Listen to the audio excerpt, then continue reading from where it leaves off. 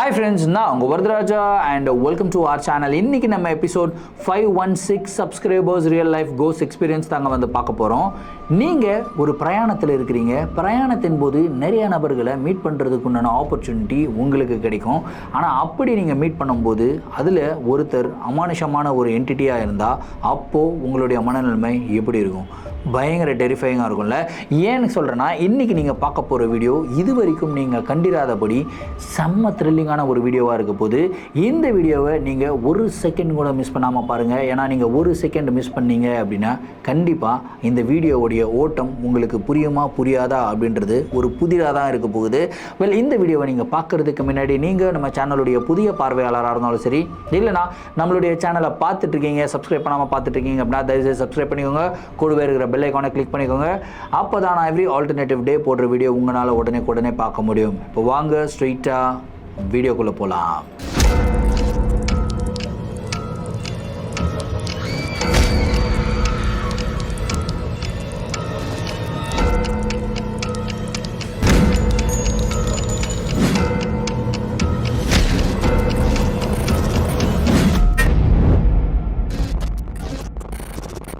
இந்த ஒரு நிகழ்வை நம்மளுக்கு பொள்ளாச்சியிலிருந்து சுந்தர் அப்படின்ற ஒரு சப்ஸ்கிரைபர் வந்து மெயில் பண்ணி விட்டுருக்காருங்க. இந்த ஒரு அமானுஷமான நிகழ்வு அவருக்கு கிட்டத்தட்ட 40 வருடங்களுக்கு முன்னாடி நடந்ததாகவும் சொல்லியிருக்காரு. சரி, கதையுடைய ஸ்டார்டிலிருந்தே வர ஆரம்பிப்போமே.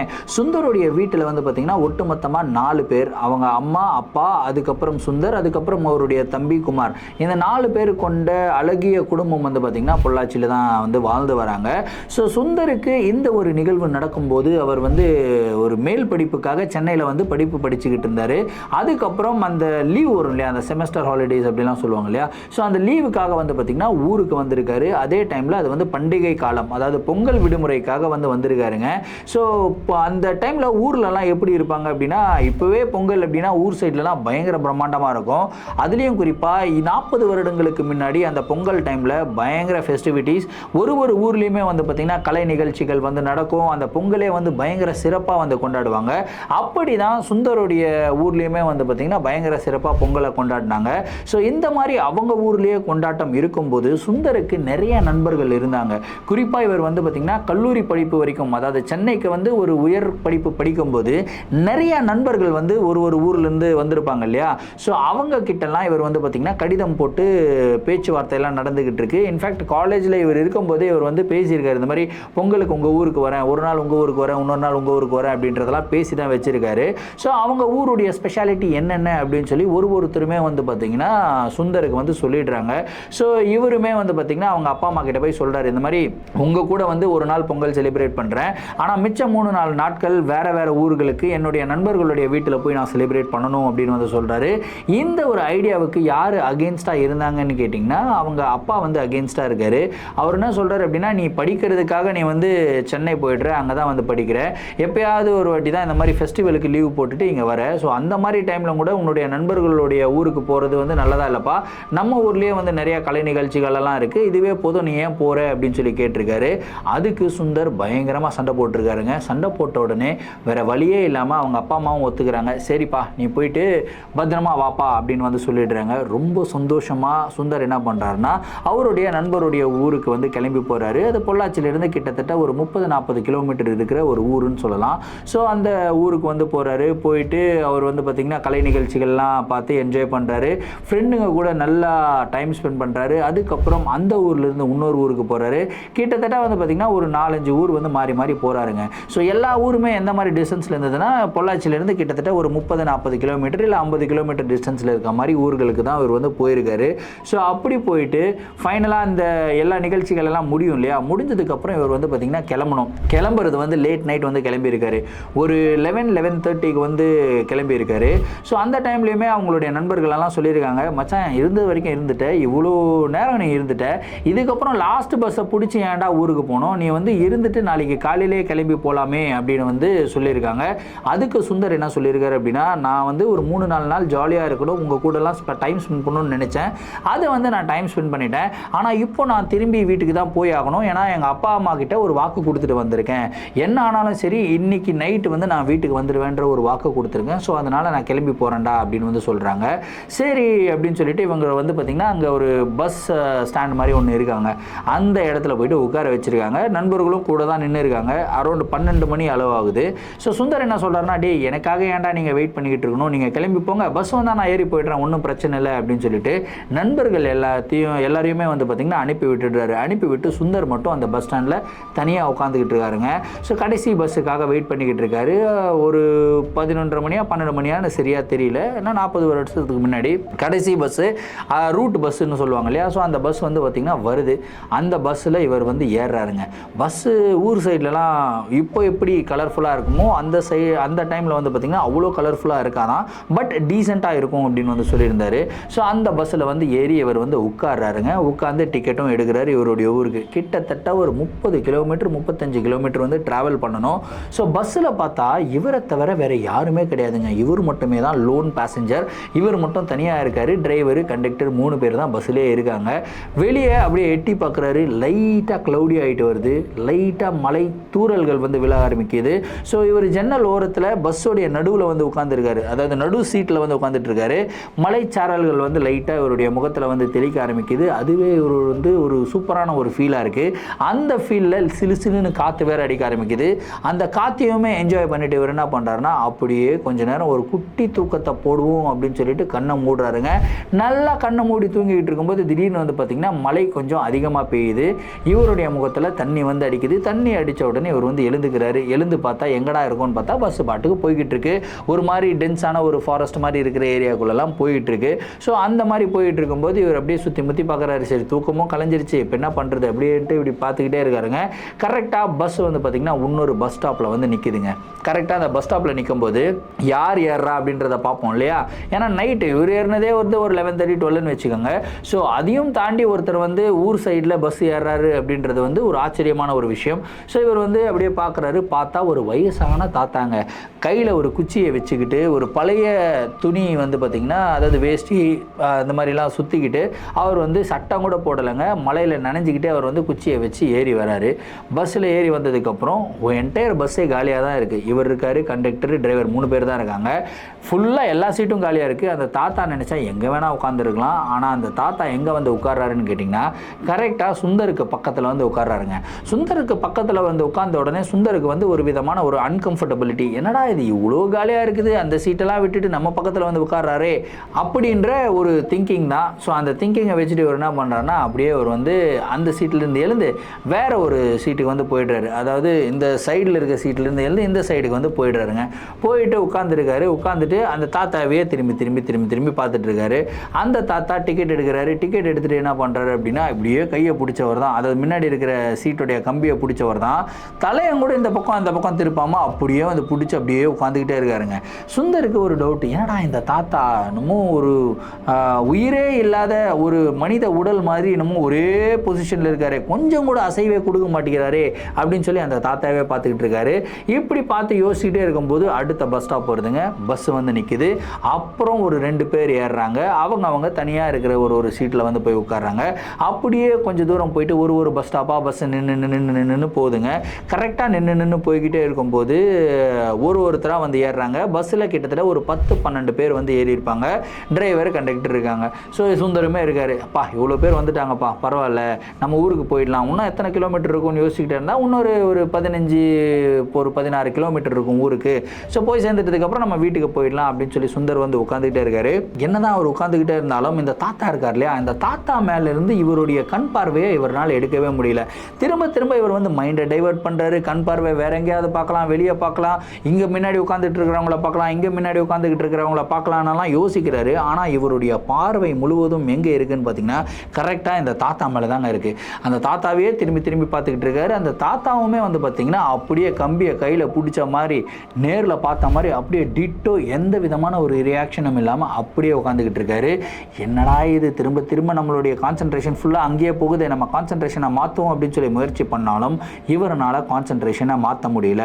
அப்படியே பஸ் வந்து பார்த்திங்கன்னா கொஞ்சம் ஸ்பீடாக போய்கிட்டு இருக்கு. அடுத்த பஸ் ஸ்டாப்பே கிடையாது. கொஞ்சம் ஒரு லென்த்தியான ஒரு ரோடுன்னு வச்சுக்கோங்களேன். கிட்டத்தட்ட ஒரு 4 கிலோமீட்டருக்கு பஸ் ஸ்டாப்பே கிடையாது. ஃபுல்லாக அடர்ந்த மரங்கள் வந்து 2 சைடுமே இருக்குது. அந்த டைமில் லைட்டாக புயல் காற்றடிக்கிற மாதிரி காற்றடிக்க ஆரம்பிக்குது. மலைச்சாரல்கள் வந்து அதிகமாக இவருடைய முகத்தில் வந்து அடிக்க ஆரம்பிக்குதுங்க. அப்படியே மலைச்சாரல்கள் வந்து தொடச்சி விட்டுட்டு இந்த பக்கம் திரும்பி பார்க்குறாரு. திரும்பி பார்த்தா அங்கே உட்காந்துக்கிட்டு இருக்கிற தாத்தா திரும்பியும் சுந்தர் பக்கத்தில் வந்து உட்காந்துக்கிட்டு இருக்காருங்க. இப்போ சுந்தருக்கு செம கோவம் வருது. தாத்தா என்ன நீ இந்த மாதிரி அங்கே தானே உட்காந்துக்கிட்டு இருந்தேன், ஏன் இங்கே வந்து உட்கார்ற, சரி நான் கிளம்பி போகிறேன் அப்படின்னு சொல்லி இவர் எழுந்துக்க முயற்சி பண்ணுறாரு. அப்போ தான் ஒரு விஷயத்தை சுந்தர் நோட்டீஸ் பண்ணுறாரு. இவர்னால இவருடைய சீட்டிலிருந்து எழுந்துக்கவே முடியலைங்க. அப்படியே இறுக்கி இவரை யாரோ சீட்டோட கட்டி வச்ச மாதிரி இவர் வந்து பார்த்திங்கன்னா உட்காந்துக்கிட்டே இருக்காரு. இவர் பேசுகிறாரு, கத்துறாரு, அந்த தாத்தா கிட்ட சண்டை போடுறாரு. ஆனால் எதுவுமே யாருக்குமே கேட்கல அப்படின்றது அதுக்கப்புறம் தான் இவருக்கு தெரிய வருது. ஏன்னா அந்த பஸ்ஸில் அவ்வளோ சவுண்டாக பேசுனா கண்டிப்பாக வந்து கண்டக்டர் வந்து பேசுவாங்க. முன்னாடி இருக்கிற பேசஞ்சர் வந்து என்னப்பா ஆச்சு பிரச்சனை அப்படின்னு சொல்லி ஊர் சைடு எல்லாமே வந்து கேட்பாங்க இல்லையா. ஆனால் இவர் பாட்டுக்கு கத்துறாரு, அந்த தாத்தாவை திட்டுறாரு. ஆனால் ஒருத்தர், அதாவது பஸ்ஸில் இருக்கிற ஒருத்தரும் கூட இவர் பக்கம் திரும்பி என்ன பிரச்சனை அப்படின்னு சொல்லி கேட்கவே இல்லைங்க. அந்த மாதிரி வந்து எல்லாருமே சைலண்ட்டாக அவங்களுடைய வேலையை பார்த்துக்கிட்டு இருக்காங்க, கம்முன்னு உட்காந்துக்கிட்டு இருக்காங்க. இப்போ தான் இவருக்கு தெரியுது இவர் பேசுறது இவருக்கு மட்டும்தான் கேட்குது, இவரை தவிர வேற யாருக்குமே கேட்கல அப்படின்னு சொல்லிட்டு. அதுக்கப்புறம் அந்த தாத்தாவை பார்க்குறாரு. தாத்தாவை பார்த்து திட்டிக்கிட்டே இருக்கும்போது அவ்வளோ நேரம் ரியாக்ஷனே இல்லாமல் கம்பியை பிடிச்சி இப்படியே முன்னாடி பார்த்துக்கிட்டு இருந்த தாத்தா என்ன பண்ணுறாரு அப்படின்னா லைட்டாக அவருடைய தலையை அப்படி திருப்புறாருங்க. தலையை திருப்பும்போது க்ளோஸ்அப்பில் அந்த தாத்தாவுடைய முகத்தை பார்த்த சுந்தருக்கு கை கால்லாம் அப்படியே கடகட நடுங்க ஆரம்பிக்குது. என்னன்னு கேட்டிங்கன்னா அவருடைய முகம் ரொம்ப அழுகுன நிலையில் வந்து இருந்திருக்குங்க. கிட்டத்தட்ட ஒருத்தங்க இறந்து போய் ஒரு 5-6 நாள் கழிச்சிருச்சுன்னா எப்படி இருக்கும், அவங்களுடைய பிளட் எல்லாம் உறைஞ்சி போய் ஸ்கின் எல்லாம் அப்படியே வெளியேறின ஆகிடலாம், வெளுத்து போய்டும் சொல்லுவாங்க இல்லையா. அந்த மாதிரி அவருடைய ஸ்கின் எல்லாமே வந்து பார்த்திங்கன்னா வெளுத்து போன நிலையில் இருந்திருக்கு. அப்படியே சுந்தரை பார்க்குறாரு. அவருடைய முகத்தை பார்க்கக்கூடாது அப்படின்னு சொல்லிட்டு சுந்தர் வந்து கடினமாக முயற்சி பண்ணி அவருடைய முகத்தை திருப்பணும்னு முயற்சி பண்ணுறாரு. ஆனால் சுந்தர்னால் அவருடைய முகத்தை திருப்ப முடியல. இன்ஃபேக்ட் இன்னொரு விஷயம், அதாவது அந்த தாத்தாவுடைய முகத்தை பார்க்கக்கூடாதுன்னு நினைக்கிறாரு இல்லையா, பார்க்காமலும் இருக்க முடியலங்க. அவருடைய கண்களை மூடணும்னு முயற்சி பண்ணிக்கிட்டு இருக்காரு. ஆனால் சுந்தர் அவருடைய கண்களை மூடவே முடியல. அவருடைய ஃபுல் பார்வையும் எங்கே இருக்குன்னு கேட்டிங்கன்னா அந்த தாத்தா மேலே தாங்க இருக்குது. அந்த தாத்தாவுடைய முகம் படிப்படியாக கொஞ்சம் கொஞ்சமாக அப்படியே வந்து கெட்டு போய் அழுகி போன ஸ்கின் எல்லாம் அப்படியே தொங்க ஆரம்பிக்கும் இல்லையா, அந்த மாதிரி வந்து மாற ஆரம்பிக்குது. சுந்தருக்கு ஒரு விதமான ஒரு துர்நாற்றம் வந்து வருதுங்க. அந்த தாத்தா கிட்ட இருந்து தான் வருது அப்படின்றது இவர் கிளியரா புரிஞ்சுக்கிறாரு. இது வரைக்கும் சுந்தருக்கு கிளியரா தெரிஞ்சிருச்சு. இவர் உட்கார்ந்துகிட்டு இருக்கிறது ஒரு பஸ்ஸில், அந்த பஸ்ஸில் பக்கத்தில் ஒரு தாத்தா உட்காந்துக்கிட்டு இருக்காரு. ஆனால் அது வந்து தாத்தா கிடையாது, ஒரு ஆன்மா உட்காந்துக்கிட்டு இருக்கு. பயங்கர கொடூரமான ஒரு ஆன்மாவா இருக்கு அப்படின்னு சொல்லிட்டு அந்த தாத்தா அப்படியே திரும்புறாரு. திரும்பி பார்த்து சுந்தரை பார்த்து சிரிக்க ஆரம்பிக்கிறாருங்க. கரெக்டா அந்த தாத்தா சிரிக்கிறத பார்த்த உடனே இன்னமும் பயம் ஜாஸ்தியா இருக்கு. ஏன்னா அந்த தாத்தாவுக்கு வேற எந்த பல்லுமே கிடையாது. 2 பல், அதாவது இந்த சிங்க பல்கள் அப்படின்னு சொல்லுவாங்க இல்லையா, அந்த மாதிரி அந்த 2 பல்லு மட்டும்தான் இருக்கு. அந்த 2 பல்லுமே வந்து பெருசா இருக்குங்க.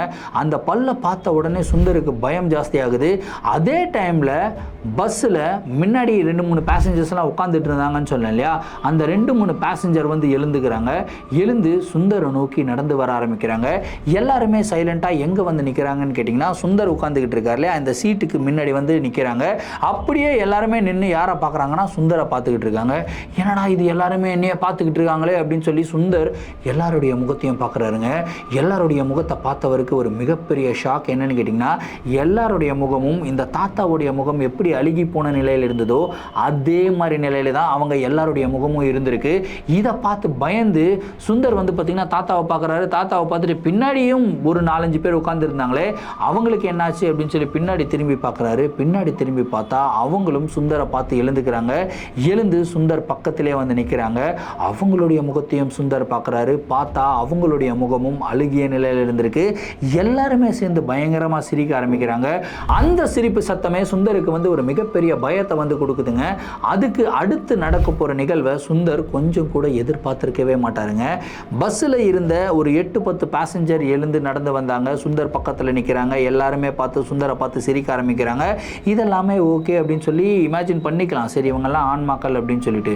அதுக்கப்புறம் அவர் என்ன பார்க்குறாரு அப்படின்னா பஸ்ஸோடைய கண்டக்டர் அண்ட் பஸ்ஸோடைய டிரைவர் அவங்க 2 பேருமே எழுந்து வராங்க. சுந்தர் பக்கத்தில் வந்து நிற்கிறாங்க.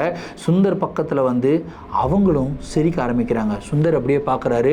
அவங்களுடைய முகமும் வெளுத்து போன நிலையில் வந்து இருக்குங்க. சரி இவங்க டிரைவரும் கண்டக்டரும் எழுந்து வந்துட்டாங்க, பஸ்ஸை யாரடா ஓட்டுறது அப்படின்னு சொல்லி பார்த்தா பஸ்ஸு பாட்டுக்கு தானாக போய்கிட்டே இருக்குங்க.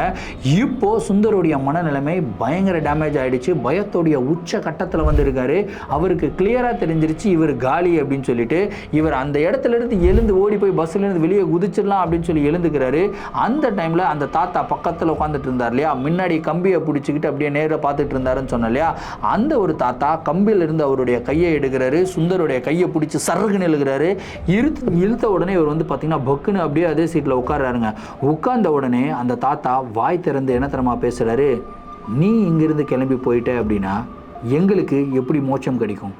நீ செத்தாதான் நாங்கள் ஃப்ரீ ஆக முடியும் அப்படின்னு வந்து சொல்கிறாருங்க.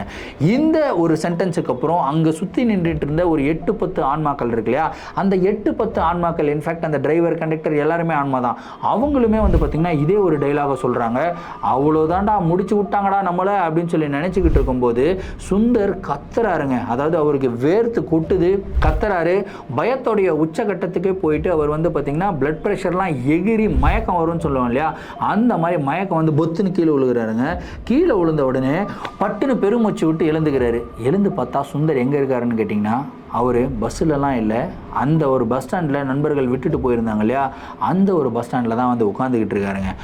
அந்த பஸ் ஸ்டாண்டில் உட்காந்துக்கிட்டு இருக்கிறத பார்த்த உடனே தான் இவர் யோசிக்கிறார், அப்பா இது வரைக்கும் கண்டது கனவாடா, எப்பா நிம்மதிடா சாமி, ஏதோ பயந்துட்டு நான் நேர்லேயே எனக்கே நடக்கிற மாதிரி இருக்குடா அப்படின்னு சொல்லிட்டு பயத்தோடைய உச்சகட்டத்தில் இருக்கும்போது தூரத்துலேருந்து ஒரு பஸ் அப்படியே மெதுவாக இவர் பக்கம் ட்ராவல் ஆகுது. பஸ்ஸு வர வரைக்கும் இவர் வந்து வெயிட் பண்ணி அந்த பஸ்ஸையே பார்த்துக்கிட்டு இருக்காரு. ஸ்லோவாக பஸ் வந்து இங்கே நிற்கிது. இவருமே ஏறுறாரு பஸ்ஸுக்குள்ளே ஏறி பார்த்தா கனவுல இந்த பஸ்ஸில் யாருமே இல்லைல்ல, அதே மாதிரி தான் இந்த பஸ்ஸில் யாருமே கிடையாது. என்னடா இந்த பஸ்ஸில் யாருமே இல்லை, இறங்கி வேறு பஸ்ஸில் போயிடலாமோ, இல்லை இதுதான் லாஸ்ட் பஸ்ஸாக இருந்தால் என்ன பண்ணுறதுன்ற ஒரு பயத்தில் சுந்தர் வந்து பார்த்திங்கன்னா ஏறி போகிறாரு. ஏறி போயிட்டு கண்டக்டர்கிட்ட டிக்கெட்டை வாங்கிட்டு கரெக்டாக இவர் நடுவில் இருக்கிற சீட்டில் தான் வந்து போய் உட்கார்ந்தார் இல்லையா. இந்த தடவை நடுவில் இருக்கிற சீட்டில் உட்காரல. எப்பா கனவுல உட்காந்தது வரைக்கும் போதும், இந்த தடவை நடு சீட்டே வேணால் நம்ம லாஸ்ட் சீட்டுக்கு போயிடுவோம், பஸ்ஸு தூக்கி போட்டாலும் எனக்கு பிரச்சனை கிடையாது, லாஸ்ட் சீட்டில் உட்காந்துட்டு கம்முன்னு தூங்கிட்டு வந்துடுவோம் அப்படின்னு சொல்லி லாஸ்ட் சீட்டில் உட்காந்துட்டு நல்லா தூங்கிட்டு வராருங்க. தூங்கிக்கிட்டு வரும்போது கிட்டத்தட்ட ஒரு 5-10 நிமிஷம் நல்ல டீப் ஸ்லீப்பில் இருந்திருப்பார். திடீர்னு மலைச்சாரல்கள் இவருடைய முகத்தில் வந்து அடிக்க ஆரம்பிக்குது. என்னடா இது மலைச்சாரல்கள் வந்து அடிக்குது, மழை பெய்கிற மாதிரி இல்லவே இல்லையாடா. மேலே பார்த்தா அப்படியே இருள் மேகங்கள் வந்து சூழ்ந்துருச்சு. நிலா வெளிச்சம் சுத்தமாக கிடையாது, ஏன்னா நிலா எல்லாமே வந்து மேகம் வந்து மறைச்சிருச்சுங்க. மழை நல்லா பெய்ய ஆரம்பிக்குது, விசுவிசுன்னு காற்றடிக்க ஆரம்பிக்குது. என்னடா இது காற்றடிக்குதே அப்படின்னு சொல்லி பார்த்துக்கிட்டே இருக்காரு. இந்த பக்கம் சுற்றி பார்க்குறாரு. பஸ்ஸும் வந்து போய்கிட்டே இருக்குது. கிட்டத்தட்ட ஒரு 10-15 நிமிஷம் ஒரு ட்ராவல் ஆனதுக்கப்புறம் பஸ்ஸு ஸ்லோவாக ஒரு பஸ் ஸ்டாண்டில் வந்து நிற்கிதுங்க. அந்த பஸ் ஸ்டாண்ட்லேருந்து யாரா ஏறுறதுன்னு சொல்லி பார்க்குறாரு. பார்த்தா ஒரு தடி பட்டுன்னு அந்த பஸ்ஸுடைய படிக்கட்டில் ஒரு தடியை வைக்கிறாங்க. யாரா இந்த தடியை எங்கேயோ பார்த்த மாதிரியே இருக்காடா அப்படின்னு பார்த்தா அந்த தடி இருக்கிற இடத்துல ஒரு கால் வந்து ஏறுது. ஒரு வெள்ளை கலர் வேஷ்டியை வந்து பார்க்குறாரு, அழுக்கு வேஷ்டியை வந்து பார்க்குறாரு. அப்படியே அந்த வேஷ்டியை பார்த்த உடனே இந்த வேஷ்டி எங்கேயோ பார்த்த மாதிரியே இருக்கேடா அப்படின்னு பார்த்தா கரெக்டாக பஸ்ஸுக்குள்ளே ஏறுறது யார் தெரியுமா? கனவுல ஒரு தாத்தா வந்தார் இல்லையா, அந்த ஒரு தாத்தா தான் வந்து பார்த்திங்கன்னா பஸ்ஸுக்குள்ளே ஏறுறாருங்க. ஏறி உள்ளே வராரு. உள்ளே வந்த உடனே சுந்தரை பார்க்குறாரு. சுந்தரை பார்த்த உடனே வேறு எங்கே வேணால் அவர் போய் உட்காந்துருக்கலாம், ஆனால் கரெக்டாக எங்கே வந்து உட்கார்றாருன்னு கேட்டிங்கன்னா சுந்தருக்கு பக்கத்தில் தான் வந்து உட்காராருங்க. பக்கத்தில் உட்கார்ந்த உடனே சுந்தருடைய மனசெல்லாம் அப்படியே படப்படன்னு அடிச்சுக்குது. அப்படியே இவர் அந்த இடத்துலேருந்து எழுந்து போயிடலாம் அப்படின்னு சொல்லி எழுந்துக்க முயற்சி பண்ணுறாரு. எழுந்துக்க முயற்சி பண்ணும்போது அவர்னால் அந்த இடத்துலேருந்து எழுந்துக்க முடியல. அந்த தாத்தா எந்த ஸ்டைலில் உட்காந்துருக்காரு அப்படின்றத வந்து சுந்தர் பார்க்குறாரு. பார்த்தா அந்த தாத்தா எக்ஸாக்டாக கனவுல வந்த மாதிரியே கம்பியில் 2 கையை பிடிச்சிக்கிட்டு நேராக பார்த்த மாதிரி தான் உட்காந்துக்கிட்டு இருக்காரு. எந்த விதமான ஒரு ரியாக்ஷனும் கொடுக்காம தான் உட்காந்துக்கிட்டு இருக்காரு. அப்போ தான் சுந்தர் ஒரு விஷயத்தை ரியலைஸ் பண்ணுறாரு. கனவுல நடந்த விஷயம் இவருக்கு திரும்பவும் நடக்க ஆரம்பிக்குது அப்படின்ற ஒரு விஷயத்தை அப்போ தான் அவர் ரியலைஸ் பண்ணுறாரு. அதுக்கப்புறம் சுந்தருக்கு என்ன ஆயிருக்கும்? ஆனால் ஃபன் நோட், இந்த வீடியோவை நான் இன்கம்ப்ளீட்டாக முடிக்க போகிறேன். ஏன்னா உங்கள் எல்லாருக்கும் ஒரு ஹோம்ஒர்க் கொடுக்கலான்னு இருக்கேன். ஹோம்ஒர்க் என்னென்னு கேட்டிங்கன்னா, உங்களுடைய க்ரியேட்டிவிட்டி இதுக்கப்புறம் சுந்தருக்கு என்னாச்சு அப்படின்றது எனக்கு தெரியும், ஆனால் நீங்கள் என்ன நினைக்கிறீங்க அப்படின்றத கமெண்ட்டில் சொல்லுங்கள். ஏன்னா இந்த வீடியோ பயங்கர இன்ட்ரெஸ்டிங்காக போயிருக்கும் அப்படின்றதுல எந்த விதமான ஒரு சந்தேகமும் இல்லை. நீங்கள் சுந்தருக்கு என்ன நடந்திருக்கும் அப்படின்னு சொல்லி நினைக்கிறீங்களோ அதுதான் இந்த கதையோட முடிவு அப்படின்னு சொல்லி நான் நினைக்கிறேன். பார்க்கலாம் உங்களுக்குள்ள எவ்வளோ கிரியேட்டர்ஸ் இருக்காங்க அப்படின்றத நான் வாசிக்க ஆசைப்பட்றேன். பெஸ்ட்டாக போடுற கமெண்ட்டை வந்து பார்த்திங்கன்னா நான் பின் பண்ணி விடுறேன். பெஸ்ட் க்ரியேட்டிவான ஒரு கமெண்ட்டுக்கு ஒரு சர்ப்ரைஸுமே காத்துக்கிட்டு இருக்குங்க. ஸோ கைஸ், கமெண்ட் பண்ண மறந்துடாதீங்க. இந்த ஒரு நிகழ்வை பற்றின உங்களுடைய கருத்துக்கள் என்ன அப்படின்றத தயவு செஞ்சு கமெண்ட்டில் சொல்லுங்கள். ஸோ இதே மாதிரி உங்களுக்கு சுவாரஸ்யமான நிகழ்வுகள் நடந்திருந்தால் நம்மளுக்கு ஷேர் பண்ணி விடுங்க. என்னுடைய இன்ஸ்டாகிராம்லேயோ இல்லை ஸ்க்ரீனில் தெரிகிற என்னுடைய மெயில் ஐடிக்கோ நீங்கள் ஷேர் பண்ணி விட்டுடுங்க. கண்டிப்பாக உங்களுடைய நிகழ்வுகளும் நம்மளுடைய சேனலில் வீடியோஸாக போடப்படும். மீண்டும் அடுத்த வீடியோவில் சந்திக்கும் முறை நான் உங்கள் Varadaraja signing off. Thank you and bye.